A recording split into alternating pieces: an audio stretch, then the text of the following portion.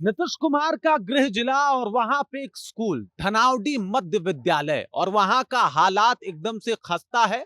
वहां के बच्चे परेशान हैं और एक 172 बच्चों की जिंदगी जो है वो एकदम से खराब होती हुई दिखाई दे रही है। इसके पीछे का कारण है कि वहां पे मात्र 2 शिक्षक हैं और 6 से लेके 8 तक जो कक्षा है वहां पे पढ़ाने के लिए टीचर ही मौजूद नहीं है। और ऐसे में बच्चे जो है वो अपने पेरेंट्स के साथ जाते हैं धनावडी से सीधे जो है वो नालंदा और कोशिश करते हैं कि वहां पे जाके डीएम साहब से मुलाकात हो जाए। लेकिन डीएम साहब भाई साहब उनके पास काम की कमी थोड़े है, वो बच्चों पे भला क्यों ध्यान देते। उन्होंने जो है वो मिलने से इनकार कर दिया या फिर वो मिले नहीं। ये बहुत बड़ी बात जो है वो सामने आ रही है क्योंकि धनावडी के वो बच्चे जब वहां पे पहुंचे तो नालंदा डीएम कुंदन कुमार जो है उनका ध्यान उन बच्चों के ऊपर नहीं गया। अब सवाल यह है कि आखिर वो कौन सा जरूरी काम था जिसकी वजह से डीएम साहब को उन बच्चों से बातचीत करने का मौका ही नहीं मिला, या फिर वो कौन सा जरूरी काम है जो 172 बच्चों के जिंदगी से ज्यादा बड़ी है।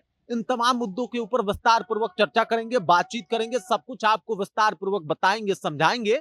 लेकिन उससे पहले मेरा परिचय जान लीजिए। मेरा नाम है रजत और आप जनता जंक्शन देख रहे हैं। सबसे पहले इस बात को समझिए कि नीतीश कुमार का गृह जिला, ये वो नीतीश कुमार हैं जो शिक्षा का अलख जगाने के लिए जाने जाते हैं। ये वो नीतीश कुमार हैं जो कहते हैं साहब कि शिक्षा जीवन में बहुत ज्यादा जरूरी है। ये वो नीतीश कुमार हैं जिन्होंने 20 सालों तक बिहार को संभाला है। लेकिन वो कहा जाता है ना कि साहब आपने कितना बेहतर विकास किया है, अगर आपको देखना हो तो शुरुआत अपने घर से कर लीजिए। और उन्हीं का गृह जिला है नालंदा। वहां पे धनावडी मध्य विद्यालय का स्थिति देख लीजिए कि वहां पे बच्चे 172 बच्चे जो है वो पढ़ाई करते हैं सरकारी स्कूल में।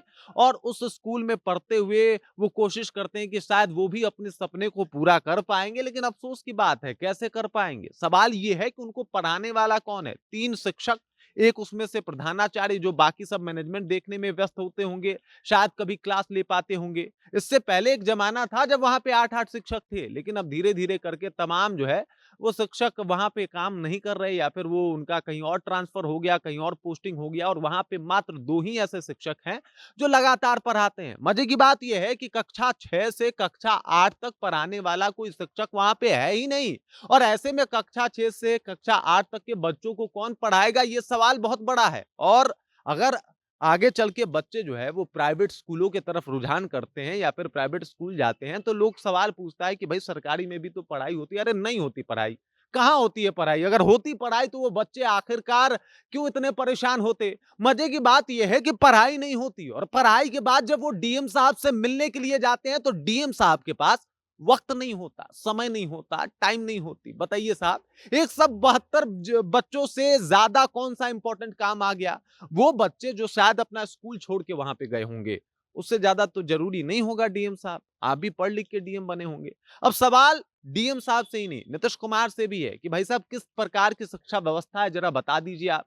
आप जो शिक्षा व्यवस्था का ढोल नगारा पीट के अपने आप को खुद ही शाबाशी देते हैं। आपके गृह जिला का एक स्कूल इस तरीके से परेशान है, बच्चे लगातार कोशिश कर रहे हैं, लेकिन उसके बाद भी वहां के हालात नहीं सुधर रहे हैं। इसके लिए आखिरकार कौन जिम्मेदार है। आप जिम्मेदार हैं, आपका जो तंत्र है, जो शिक्षा मंत्री हैं वो जिम्मेदार हैं, या फिर वो डीएम साहब जिम्मेदार हैं जिनसे बच्चे मिलने जाते हैं अपने पेरेंट्स के साथ। लेकिन डीएम साहब के पास जो है वो वक्त नहीं होता, पता नहीं क्यों मिल नहीं पाते। और ये सवाल मुझे लगता है कि उन तमाम बच्चों की तरफ से है जो बच्चे वहां पे गए होंगे, बैठे होंगे, इंतजार किए होंगे। लेकिन डीएम साहब तो समझ रहे हैं कि भाई साहब हम तो डीएम हैं, हमें क्या टेंशन है। बाकी इस खबर, इस जानकारी को लेके आप क्या सोचते हैं, आपके जहन में क्या कुछ चल रहा है, कमेंट कीजिए, अपना विचार हम तक पहुंचाइए। बाकी आप देख रहे हैं जनता जंक्शन और मेरा नाम रजत है।